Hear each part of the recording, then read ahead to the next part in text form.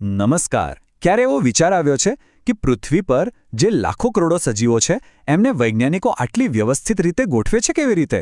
વેલ, આજે આપણે જીવવિજ્ઞાનની એક એવી જાસૂસી વાર્તા જેવી વાત કરીશું જેમાં એક જૂની સિસ્ટમ પૂરેપૂરી નિષ્ફળ ગઈ અને પછી એક નવા જ ક્રાંતિકારી વિચારનો જન્મ થયો. ચાલો આ મજેદાર સફર શરૂ કરીએ. તો સૌથી પહેલો અને મૂળભૂત સવાલ એ જ છે કે સજીવોને વર્ગીકૃત કરવાની જે પદ્ધતિ વર્ષોથી સદીઓથી ચાલતી હતી એને અચાનક બદલવાની જરૂર કેમ પડી? એવી તો કઈ મોટી ભૂલ હતી જે કોઈના ધ્યાનમાં જ નહોતી આવતી? ચાલો આ વૈજ્ઞાનિક રહસ્ય પરથી પડદો ઉઠાવીએ. ચાલો થોડા સમય પાછળ જઈએ. એક એવા સમયમાં જ્યારે જીવવિજ્ઞાનની દુનિયાને સમજવાની રીત ખૂબ જ સીધી-સાદી હતી. કદાચ જરૂર કરતાં પણ વધારે સાદી. એ સમયે બધું એકદમ સરળ હતું, બ્લેક એન્ડ વ્હાઇટ જેવું. આખી જીવંત સૃષ્ટિના ફક્ત બે જ ભાગ હતા, એક વનસ્પતિ સૃષ્ટિ અને બીજી પ્રાણી સૃષ્ટિ. નિયમ બહુ સિમ્પલ હતો. જે હલનચલન ન કરે અને લીલું દેખાય એ વનસ્પતિ અને જે હલી શકે એ પ્રાણી. બરાબર ને? પણ શું જીવન ખરેખર આટલું સરળ છે? પણ પછી વિજ્ઞાને એક મોટી છલાંગ લગાવી. માઇક્રોસ્કોપની શોધ થઈ અને જેવું વૈજ્ઞાનિકોએ એ નાનકડી સૂક્ષ્મ દુનિયામાં જોયું, બસ બધો ખેલ બદલાઈ ગયો. જે સરળ દુનિયા હતી એમાં મોટી મોટી તિરાડો દેખાવા લાગી. અને આ સજીવોએ તો વૈજ્ઞાનિકોને મૂંઝવણમાં જ મૂકી દીધા. જેમ કે બેક્ટેરિયા, એને વનસ્પતિ કહેવા કે પ્રાણી? પછી આવી ફૂગ, જે દેખાય તો વનસ્પતિ જેવી પણ પોતાનું ભોજન તો બનાવતી નથી. અને અમીબા જેવા એકકોષી જીવોનું શું? એમને કયા ખાનામાં મૂકવા? આ એવા સજીવો હતા જે કોઈ નિયમમાં બંધ બેસતા જ નહોતા. પણ આ બધી તો નાની સમસ્યાઓ હતી.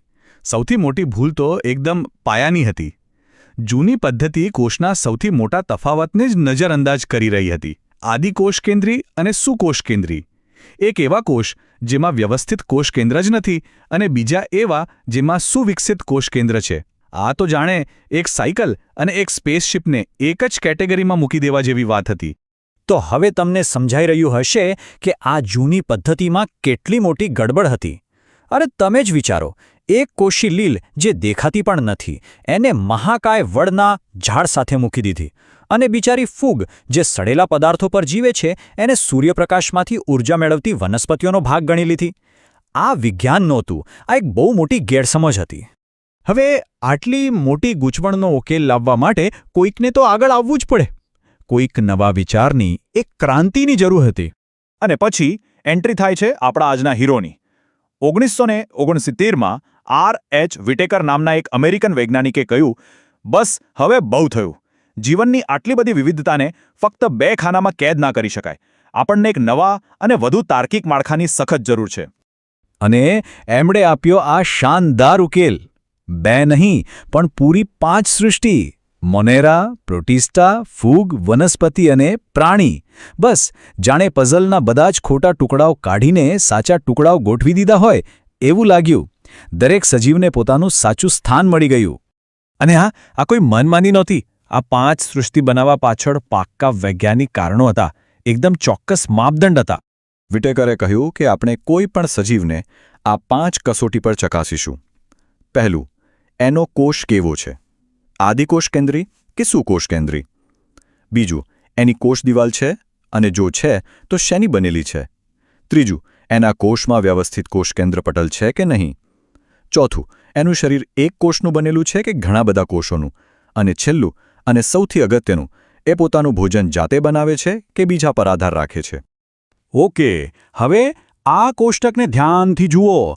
આ જ આખી વાતનો નિચોડ છે. જુઓ, મોનેરાને પોતાનું અલગ જ ઘર મળ્યું કારણ કે તે એકમાત્ર આદિકોષ કેન્દ્રી છે. બધા બેક્ટેરિયા અહીં આવી ગયા. પછી જુઓ ફૂગને.